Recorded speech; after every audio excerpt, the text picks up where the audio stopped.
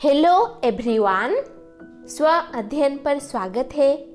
आज हम कक्षा 12 की बाजार दर्शन पाठ अध्ययन करेंगे।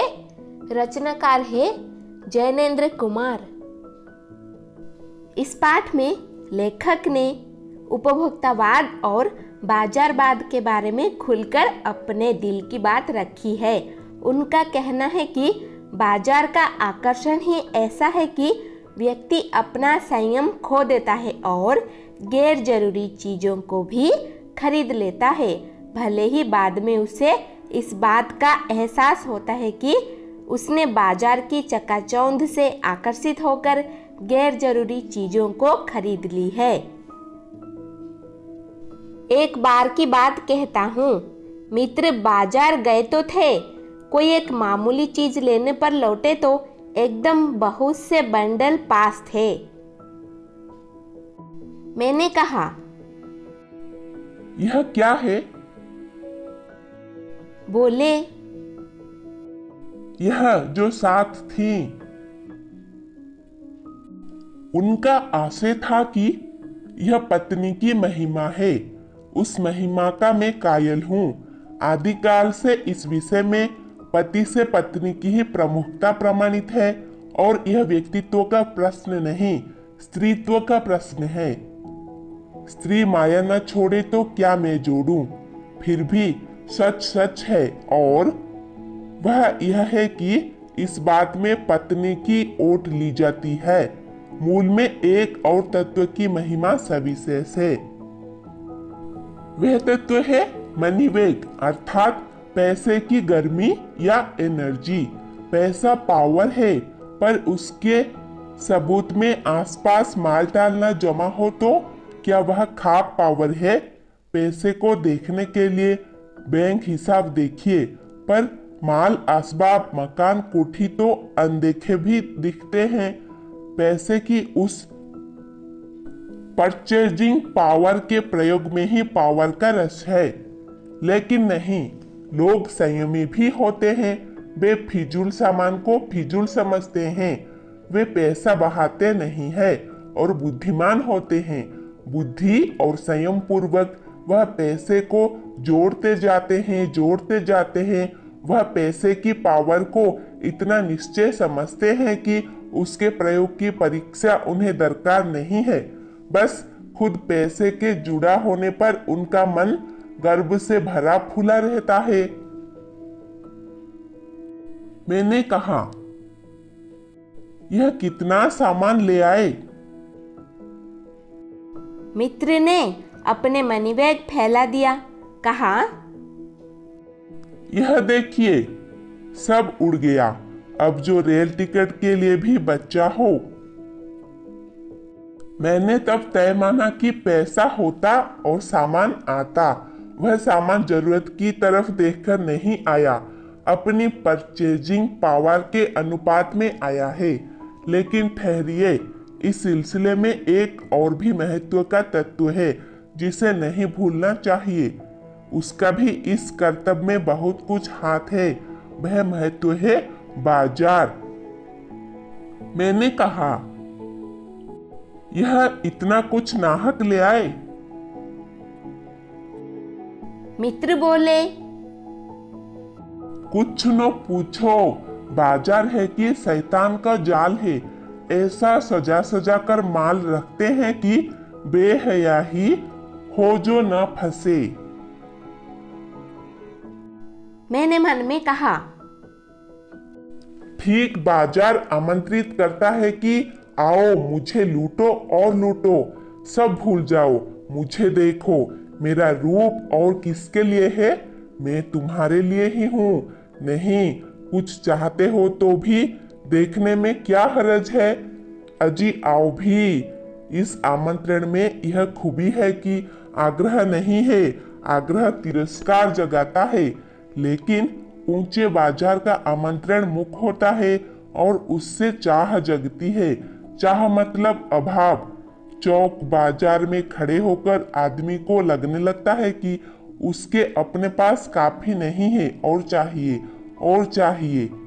मेरे यहाँ कितना परिमित है और यह कितना अतुलित है। ओह, कोई अपने को न जाने तो बाजार का यह चौक उसे कामना से विकल बना छोड़े। विकल क्यों? पागल।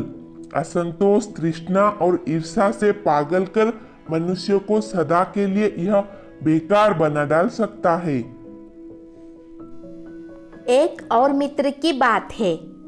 यह दोपहर के पहले के गए बाजार से कहीं शाम को वापिस आए तो खाली हाथ। मैंने पूछा, कहाँ रहे?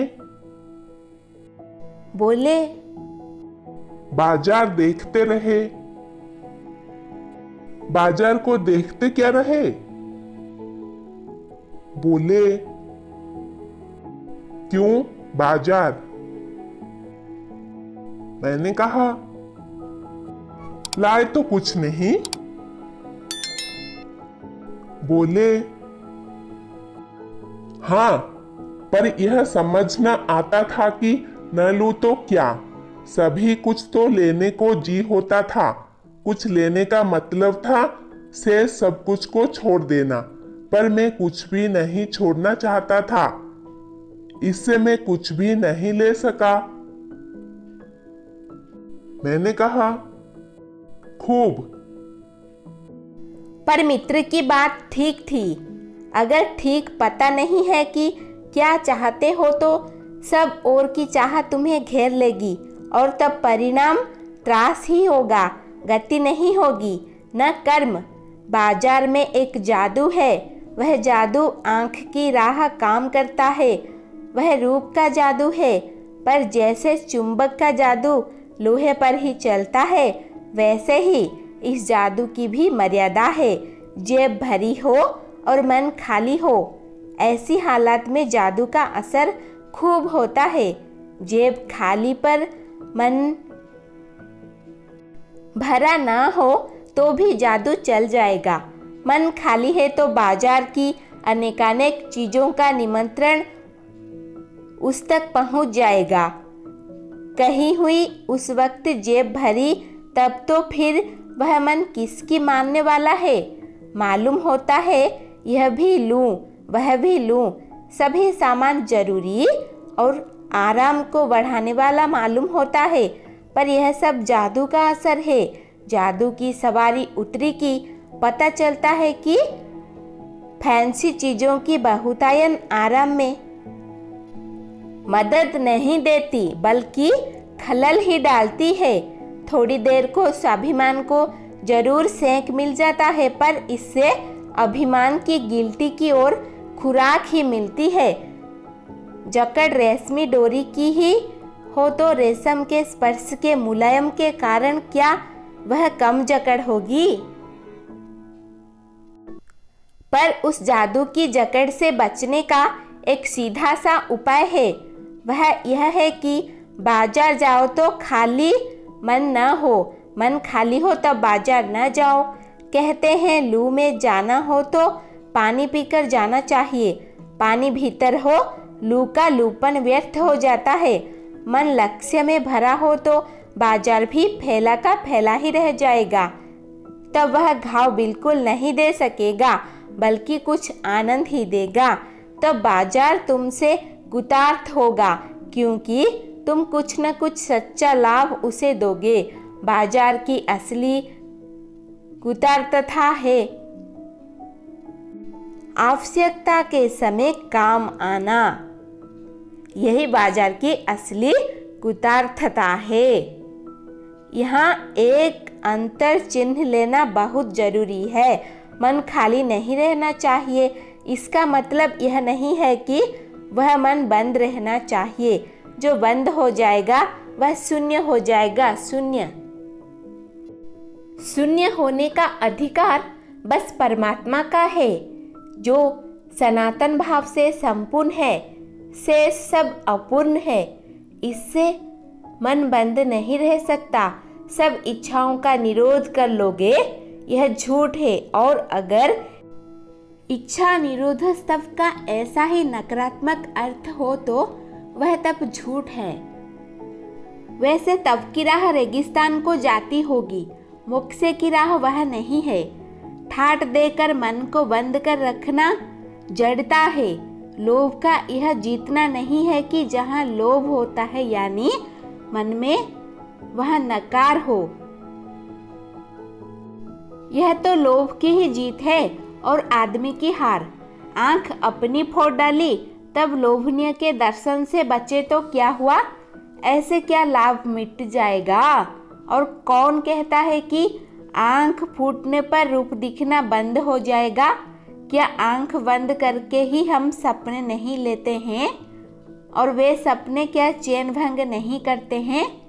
इससे मन को बंद कर डालने की कोशिश तो अच्छी नहीं, वह अकारत है। यह तो हठ वाला योग है, शायद हठ ही हठ है, योग नहीं।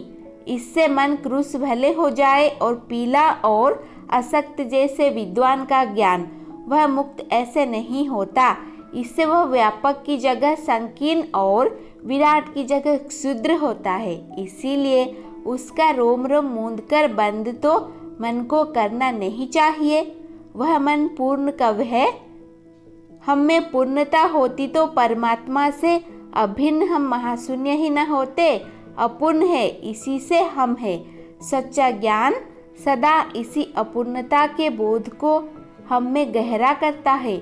सच्चा कर्म सदा इस अपूर्णता की स्वीकृति के साथ होता है। अतः उपाय कोई वही हो सकता है जो बलात् मन को रोकने को न कहे, जो मन को भी इसीलिए सुने क्योंकि वह अप्रयोजनीय रूप से हमें नहीं प्राप्त हुआ है। हाँ, मन मानेपन की छूट मन को न हो, लेकिन वह अखिल का अंग है, खुद कुल नहीं है। पड़ोस में एक महानुभाव रहते हैं जिनको लोग भगत जी कहते हैं। चूरन बेचते हैं। यह काम करते जाने उन्हें कितने बरस हो गए हैं, लेकिन किसी एक भी दिन चूरन से उन्होंने 6 आने पैसे से ज्यादा नहीं कमाए। चूरन उनका आसपास सरनाम है और खुद खूब लोकप्रिय है। कहीं व्यवसाय का गुर पकड़ लेते और उस पर चलते तो आज खुशहाल क्या मालामाल होते, क्या कुछ उनके पास न होता। इधर 10 वर्षों से मैं देख रहा हूँ, उनका चूरन हाथों हाथ बिक जाता है, पर वह न उसे थोक देते हैं न व्यापारियों को बेचते हैं। पेशगी ऑर्डर कोई नहीं लेते। बंधे वक्त पर अपनी चूरन की पेटी लेकर घर से बाहर हुए नहीं कि देखते देखते 6 आने की कमाई उनकी हो जाती है। लोग उनका चूरन लेने को उत्सुक जो रहते हैं, चूरन से भी अधिक शायद वह भगत जी के प्रति अपनी सद्भावना का दे देने को उत्सुक रहते हैं। पर 6 आने पूरे हुए नहीं कि भगत जी बाकी चूरन बालकों को मुफ्त बांट देते हैं। कभी ऐसा नहीं हुआ कि कोई उन्हें 25वां पैसा भी दे सके। कभी चूरन में लापरवाही नहीं हुई है और कभी रोग होता भी मैंने उन्हें नहीं देखा है। और तो नहीं, लेकिन इतना मुझे निश्चय मालूम होता है कि इन चूरन वाले भगत जी पर बाजार का जादू नहीं चल सकता। कहीं आप भूल न कर बैठिएगा, इन पंक्तियों को लिखने वाला मैं चूरन नहीं बेचता हूँ। जी नहीं, ऐसी हल्की बात भी न सोचिएगा। यह समझिएगा कि लेख के किसी भी मान्य पाठक से उस चूरन वाले को श्रेष्ठ बनाने को मैं हिम्मत कर सकता हूँ। क्या जाने उस भोले आदमी को अक्षर ज्ञान तक भी है या नहीं, और बड़ी बातें तो उसे मालूम क्या होगी, और हम आप न जाने कितनी बड़ी बड़ी बातें जानते हैं। इससे यह तो हो सकता है कि वह चूरन वाला भगत हम लोगों के सामने एकदम नाचीज आदमी हो, लेकिन आप पाठकों की विद्वान श्रेणी का सदस्य होकर भी मैं यह स्वीकार नहीं करना चाहता हूँ कि उस अपदार्थ प्राणी को वह प्राप्त है जो हम में से बहुत कम को शायद प्राप्त है। उस पर बाजार का जादू वार नहीं कर पाता। माल बिछा रहता है और उसका मन अड़िग रहता है। पैसा उससे आगे होकर भीख तक मांगता है कि मुझे लो, लेकिन उसके मन में पैसे पर दया नहीं समाती वह निर्मम व्यक्ति पैसे को अपने आहत गर्भ में बिलखता ही छोड़ देता है। ऐसे आदमी के आगे क्या पैसे की व्यंग्य शक्ति कुछ भी चलती होगी? क्या वह शक्ति कुंठित रहकर सलज ही न हो जाती होगी? पैसे की व्यंग्य शक्ति की सुनिए, वह दारुण है। मैं पैदल चल रहा हूँ कि पास ही धूल उड़ाती निकल गई मोटर। वह क्या निकली, मेरे कलेजे को कांपती एक कठिन व्यंग्य की लीक ही आर से पार हो गई, जैसे किसी ने आंखों में उंगली देकर दिखा दिया हो कि देखो, उसका नाम है मोटर और तुम उससे वंचित हो। यह मुझे अपनी ऐसी विडंबना मालूम होती है कि बस पूछिए नहीं। मैं सोचने को ही आता हूँ कि हाय, यही माँ बाप रह गए थे जिनके यहाँ मैं जन्म लेने को था। क्या न मैं मोटर वालों के यहाँ हुआ? उस व्यंग्य में इतनी शक्ति है कि जरा मैं मुझे अपने सगों के प्रति कृतज्ञ कर सकती है। लेकिन क्या लोक वैभव की यह व्यंग्य शक्ति उस चूरन वाले अकिंचित मनुष्य के आगे चूर चूर होकर ही नहीं रह जाती? चूर चूर क्यों, कहो पानी पानी। तो वह क्या बल है जो हम इस तीखे व्यंग्य के आगे ही अजय ही नहीं रहता, बल्कि मानो उस व्यंग्य की क्रूरता को ही पिघला देता है। उस बल को नाम जो दो, पर वह निश्चय उस तल की वस्तु नहीं है जहाँ पर संसारी वैभव फलता फूलता है। वह कुछ ऊपर जाति का तत्व है। लोग स्पिरिचुअल कहते हैं, आत्मिक, धार्मिक, नैतिक कहते हैं। मुझे योग्यता नहीं है कि मैं उन शब्दों में अंतर देखूं और प्रतिपादन करूं। मुझे शब्द से सरोकार नहीं, मैं विद्वान नहीं कि शब्दों पर अटकूं। लेकिन इतना तो है कि जहाँ तृष्णा है, बटोर रखने की स्पृहा है, वहाँ उस बल का बीज नहीं है, बल्कि यदि उसी बल को सच्चा बल मानकर बात की जाए तो कहना होगा कि संचय की तृष्णा और वैभव की चाह में व्यक्ति की निर्बलता ही प्रमाणित होती है। निर्बल ही धन की ओर झुकता है, वह अबलता है। वह मनुष्य पर धन की ओर, चेतन पर जड़ की विजय है। एक बार चूरन वाले भगत जी बाजार चौक में दिख गए। मुझे देखते ही उन्होंने जय जय राम किया। मैंने भी जय राम कहा। उनकी आंखें बंद नहीं थी और न उस समय वह बाजार को किसी भांति कोस रहे मालूम होते थे। राह में बहुत लोग, बहुत बालक मिले जो भगत जी द्वारा पहचाने जाने के इच्छुक थे। भगत जी ने सबको ही हंसकर पहचाना, सबका अभिवादन लिया और सबको अभिवादन किया।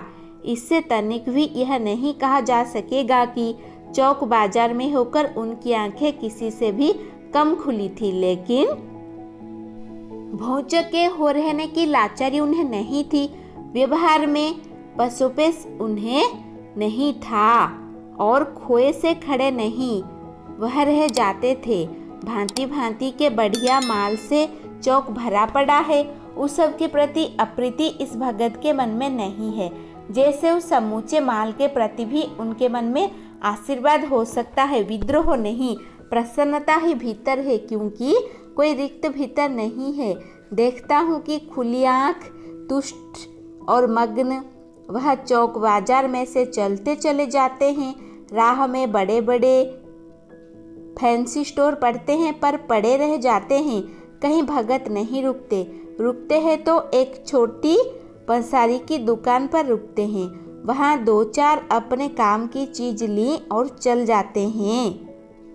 बाजार के हठपूर्वक विमुखता उनमें नहीं है, लेकिन अगर उन्हें जीरा और काला नमक चाहिए तो सारे चौक बाजार की सत्ता उनके लिए तभी तक उपयोगी है जब तक वहाँ जीरा मिलता है। जरूरत भर चीज जीरा वहाँ से ले लिया और फिर सारा चौक उनके लिए आसानी से नहीं के बराबर हो जाता है। वह जानते हैं कि जो उन्हें चाहिए वह है जीरा नमक। बस इसी निश्चित प्रतीति के बल पर से सब चांदनी चौक का आमंत्रण उन पर व्यर्थ होकर बिखरा रहता है। चौक की चांदनी दाएं बाएं भूखी की भूखी फैली रह जाती है, क्योंकि भगत जी को जीरा चाहिए। वह तो कोने वाली पंसारी के दुकान से मिल जाता है और वहाँ से सहज भाव में ले लिया गया है। इसके आगे आसपास अगर चांदनी बिछी रहती है तो बड़ी खुशी से बिछी रहे। भगत जी से बेचारी का कल्याण ही चाहते हैं। यह मुझे ज्ञात होता है कि बाजार को सार्थकता भी वही मनुष्य देता है जो जानता है कि वह क्या चाहता है, और जो नहीं जानते कि वो क्या चाहते हैं, अपनी परचेजिंग पावर के गर्भ में अपने पैसे से केवल वह एक विनाशक शक्ति, शैतानी शक्ति, व्यंग्य की शक्ति ही बाजार को देते हैं। न तो वे बाजार से लाभ उठा सकते हैं, न उस बाजार को सच्चा लाभ दे सकते हैं। वे लोग बाजार का बाजारूपन बढ़ाते हैं, जिसका मतलब यह है कि कपट बढ़ाते हैं। कपट की बढ़ती का अर्थ परस्पर में सद्भाव की घटी।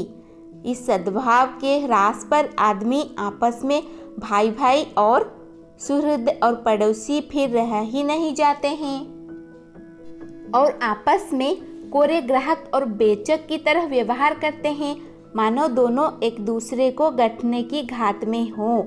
एक की हानि में दूसरे का अपना लाभ दिखता है और एक यह बाजार का बल्कि इतिहास का सत्य माना जाता है। ऐसे बाजार को बीच में लेकर लोगों में आवश्यकताओं का आदान प्रदान नहीं होता बल्कि शोषण होने लगता है। तब कपट सफल होता है, निष्कपट शिकार होता है। ऐसे बाजार मानवता के लिए विडंबना है और जो ऐसे बाजार का पोषण करता है, जो उसका शास्त्र बना हुआ है, वह अर्थशास्त्र सरासर औंधा है। वह मायावी शास्त्र है, वह अर्थशास्त्र अनीति शास्त्र है। धन्यवाद। ऐसे ही वीडियोस देखने के लिए चैनल को सब्सक्राइब कीजिए और नोटिफिकेशन पाने के लिए बेल आइकन को दबा दीजिए।